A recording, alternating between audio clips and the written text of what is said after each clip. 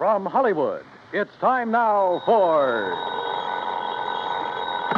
Johnny Dollar. Randy Singer, Johnny. Oh, hi, Randy. How's the New York City Police Department these days? Well, the department's fine. Me, I'm not so sure. Well, then maybe I'd better run on down there and cheer you up a bit, huh? Yeah, you'd better come down here on account of Mary Grace Marshall. Hey, how do you know Mary Grace? The point is, you do. Well, matter of fact, I just got back from a weekend in that town of yours. Yeah, Mary Grace and I had a ball. We took in a couple of shows, did the nightclub routine. Yeah, I know. Even spent Sunday afternoon together out at the... What do you mean, you know?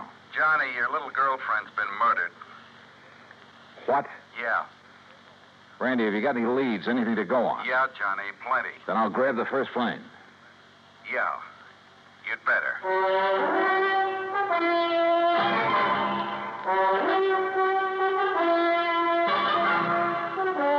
Bob Bailey in the exciting adventures of a man with the action-packed expense account. America's fabulous freelance insurance investigator. Yours truly, Johnny Dollar. Act one of yours truly, Johnny Dollar.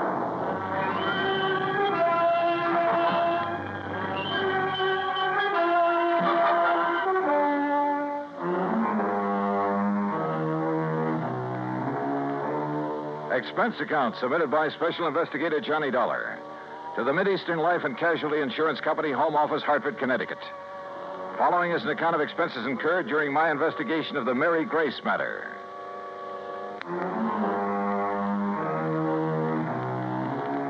Expense account item 1, 10 cents. Phone call to the airport to reserve a seat on the first plane to New York. Item 2, phone call to Ben Perrin at the Claims Department of Mideastern Life. Aaron here? Ben, this is Johnny Dollar. Oh, hello, John. Now, listen, I'm on my way down to New York at your company's expense, though the expense part is beside the point. What? No, just wait a minute. Mary Grace Marshall has just been murdered. Marshall? Your company holds a policy on her, and I'm going down there to investigate. Well, now, wait, John, until we issue proper authorization for you to conduct the investigation. Don't give me that, Ben. I'm going down there now. Well, then it's completely without sanction from this or any other official company. Okay, forget it. I was trying to save time, and I thought I was doing you a favor. Well, I suppose you are, but until a request for your services can be I routed through said the proper forget it. channels- Didn't you hear me? I gotta go. Gotta catch a plane. Well, for heaven's sake, man, what are you so up in arms about? Why you're so concerned about this particular... Because that girl was a personal friend of mine. A very dear friend. Oh. John, I'm sorry. I can see now why you're so upset. Yeah, I'm upset. By all means, go ahead, officially. And if there's anything I can do... Yeah, there is. You can stop all this yammering so I can hang up and get out of here. Goodbye. John, Yeah, what now? you really cared for that girl, didn't you? Yeah, Ben. I cared.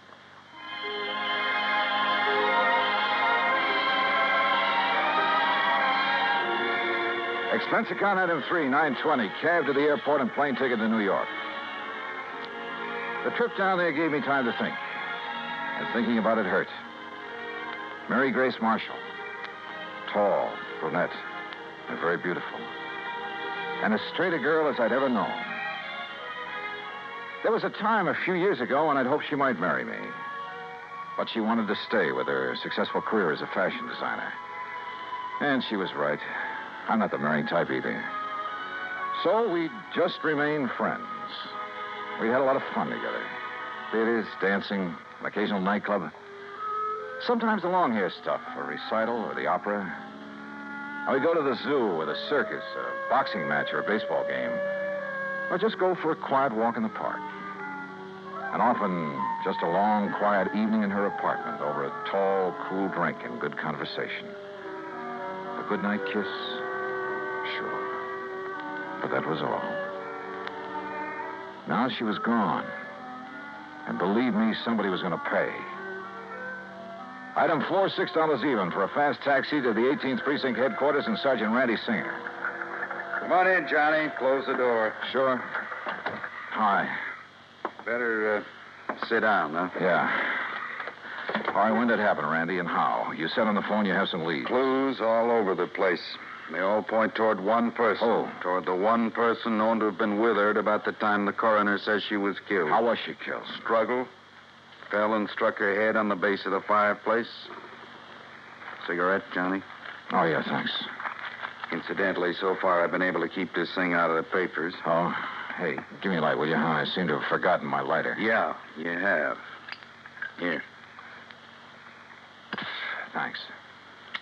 Now, the coroner says she was killed Sunday night, late, What?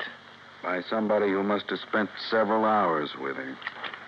You said late Sunday night. Go on, Johnny. Hey, look, stop snapping that lighter and... Wait a minute, where'd you get that? According to all the evidence, it was left behind by whoever murdered Mary Grace Marshall. Here.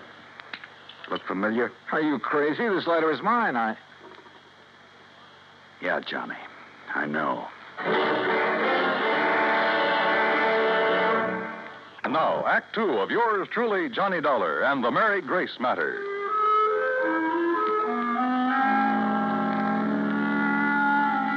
Mary Grace Marshall, an old friend, a very dear one, murdered in her New York apartment on East 77th Street. Sergeant Randy Singer, my old friend at 18th Precinct Homicide, had called me immediately. And when I got there, showed me a very damning piece of evidence. Presented to Special Investigator Johnny Dollar by the International... Sure, of course it's my lighter. And I must have left it in Mary Grace's apartment Sunday night. But that certainly doesn't mean that I killed her. Coroner says she died about the same time you were there. Oh, how do you know what time I was there? Wife of Charlie Walker, the building superintendent, Johnny. She saw you leave. That isn't enough evidence to convict a fly, and you know it. There's plenty more. Yeah, like what? Your fingerprints all over the place. Well, sure, I told you. Cigarette butts, same brand you smoked. So what does that A prove? lot of them, Johnny. Like a very nervous smoker. Well, I was with her all evening. Doing what?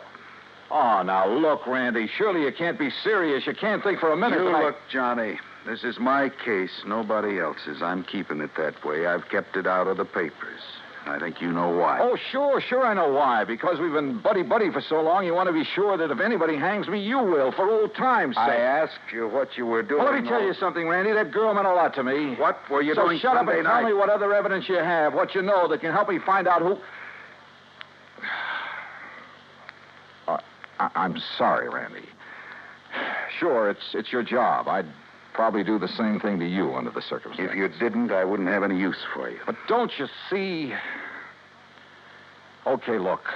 We spent Sunday afternoon at the zoo, the Bronx Zoo. Went up on the subway. We walked a lot, got pretty tired. I promised her a dinner at the Chambord over on 3rd Avenue.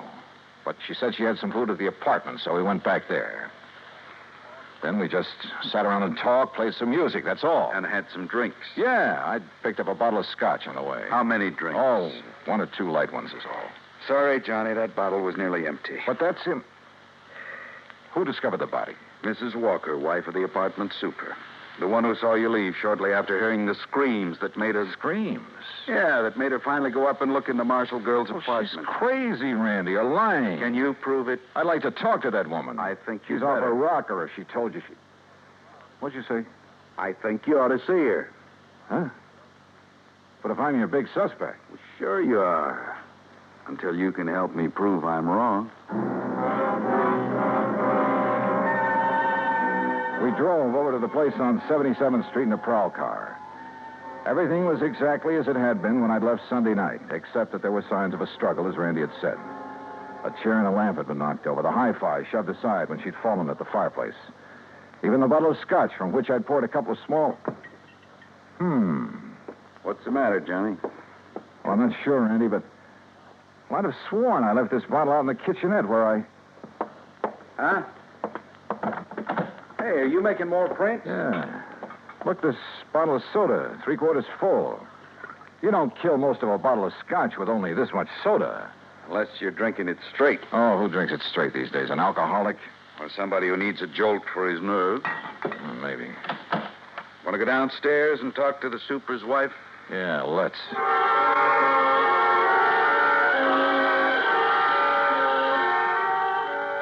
The superintendent's wife turned out to be a living doll.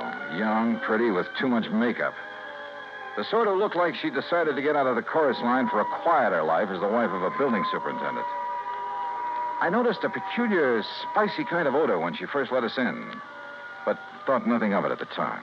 Now, you're sure this is the man you saw leaving Miss Marshall's apartment, Mrs. Walker? I was standing right here in this doorway. It was after I heard her screaming up there, around midnight. You're sure you heard her scream? Well, my husband heard it first. He woke me up, pounding on the wall between our bedrooms. Well, didn't he get up to investigate? Oh, no, the lazy... Well, he's been sick. He's still sick. But then I heard the screaming, so I run into his room and ask him what to do. Go back to bed and forget it, he says. It's probably just a party upstairs. Then you went up and found the body, huh? Well, first I tried to sleep, but I kept thinking I heard noises. From upstairs? Well, no. You're sure? It was like maybe my husband was getting up or something. Go on. Well, finally, about 2 a.m., I went up to her apartment.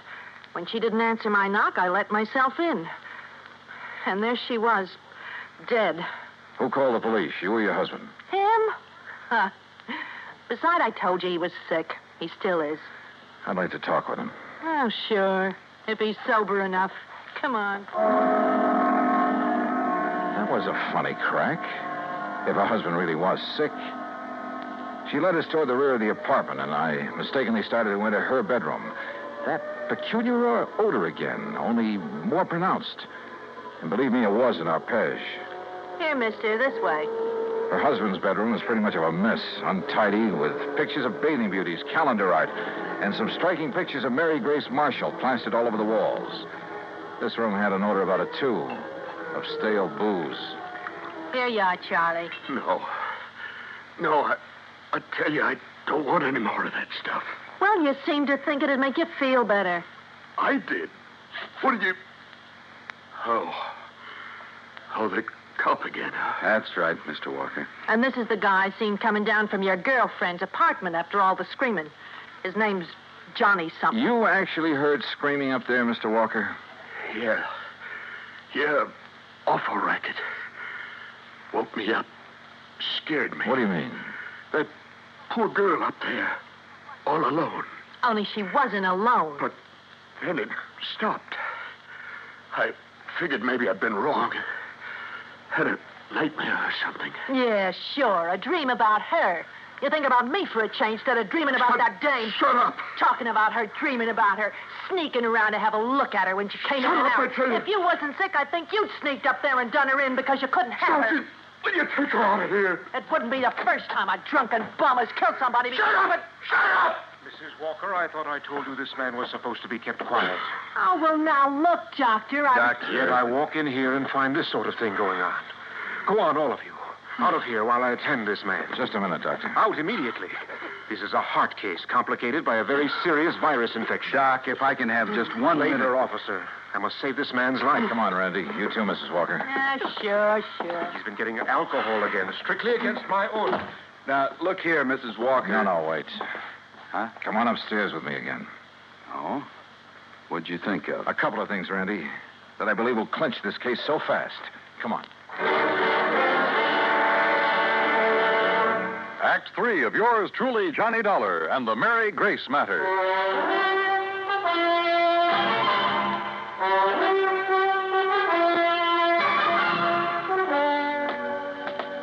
What do you mean, clinch the case, Johnny? Didn't you hear enough from Charlie Walker and his wife? Yeah, I heard plenty, Randy.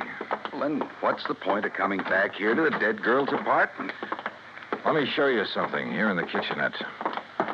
The scotch bottle. You shouldn't pick that up, Johnny. Print. Yeah, prints.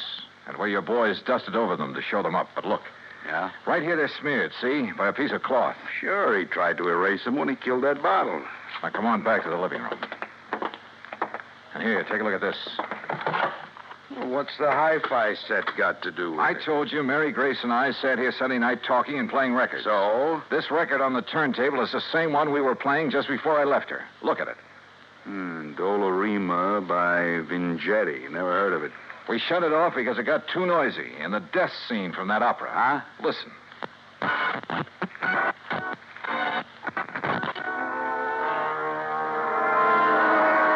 Yeah, here it is.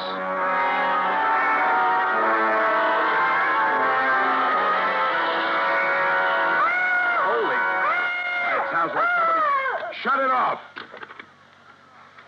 Well, I'll be darned. Sure. The screams that Walker and his wife said they heard. And that record's what gave him the idea. And now it's a matter of pinning it on him.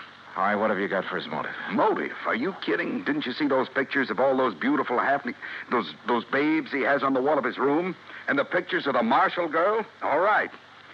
He was gone for Mary Grace, talked about her, dreamed about her, had her pictures all over his room, but she wouldn't give him a tumble. All right. All right. So he hits the bottle heavier than ever on account of this frustration over the Marshall girl. Wouldn't be the first time that sort of thing has happened. Happens all the time. So if he can't have her, he's going to kill her. You see my point? Yeah, and it's well taken, Randy. All right. Last weekend, you're taking his dream girl out on the town, having a good time with her, doing all the things he wished he could do. Go on. Well, it's too much for him, driving him out of his rum-soaked mind. Then he hears that screaming on that opera record. It gives him the idea. He wakes up his wife, so she'll hear it, too, so his wife will think somebody's getting killed up there. But he doesn't let her go up there, right? Sounds good, Randy. After his wife goes back to bed, that's when she saw you leave, he goes up there and kills the girl. But if he was as sick as he appears to have been... John, the time like that, a man gets superhuman strength. Strength of a madman, they call it. And listen. I'm listening. His wife said she thought she heard him walking around, remember? I remember. So that's it. She finally got up, came up here, and found the body. So naturally, she tied it all in with the screams her old man woke her up to hear. And that suited him perfectly. She couldn't help but alibi for him. Come on, let's get downstairs again. Well, I realize, Johnny, it's all circumstantial, and I still have to pin it on him. Or her. But I'll hold him on suspicion. Or her. The same circumstances would work just as well for Walker's wife if she were the killer. Yeah, but what about the motive? Jealous wife. Jealous of somebody taking that drunken bum out of her hair? That funny odor I noticed about her when I first stepped into this place. I finally remembered what it is. Hey, I noticed that, like a cooking spice. Well, it is sometimes. Cardamom seed. Cardamom? Yeah, they used to call it the drunkard's friend. A man could booze all night, chew a couple of cardamom seeds, kiss his wife goodnight, she'd never be the wiser. Well, I'll be. That odor was so strong in her bedroom that... Well, maybe she's the lush, huh? Hey. And tried to make the same thing out of her husband, on the excuse it would make him feel better. You mean he isn't a heavy drinker, Doctor? No, he is not. Doctor, you said he has a heart condition. A very serious one, complicated by a... Yeah, I know. Could he possibly have got out of bed, climbed those stairs Sunday night, struggled with, and killed someone? The odds against his surviving such a thing are 1,000,000 to 1. 100 million. All right, I heard it all. That means you're going to start accusing me of killing that girl up there. Mrs. Walker, I told you to stay out of your husband's room. Yeah? Well, he's dead, Doc. Dead? I don't know what you give him, but he's dead. Did you give him more liquor? No. But you gave him enough before I came to... Wait here, all of you. Well, you're going to try to pin that Marshall dame on me now that Charlie's gone? You've already pinned it on yourself, Mrs. Walker. What? You thought you'd left no fingerprints on that bottle up there. Well, I didn't. I used a handkerchief. Yeah. I... That's what I thought. But, no, wait a minute. I didn't mean that. Too late, I'm afraid. Oh, no, it ain't. Put down that gun, Mrs. Walker. All right. So I killed that dame on the second floor. And if I have to kill you,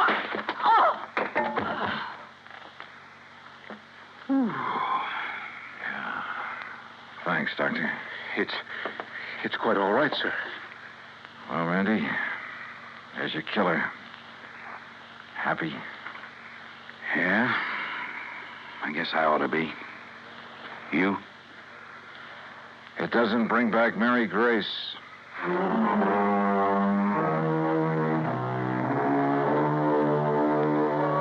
Expense account total, including transportation back to Hartford? No, wait. I took on this case myself because of Mary Grace and, well, whatever she may have meant to me is none of the company's business. Oh, sure, you'll have to pay the claim on her policy. But let it go at that, will you? The rest is on me. I want it that way. Understand?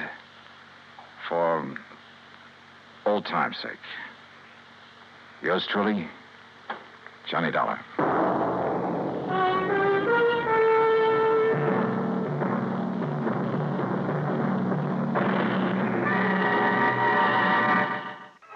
Be sure to join us next week, same time and station, for another exciting story of yours truly, Johnny Dollar. This is Dan Cubberly speaking.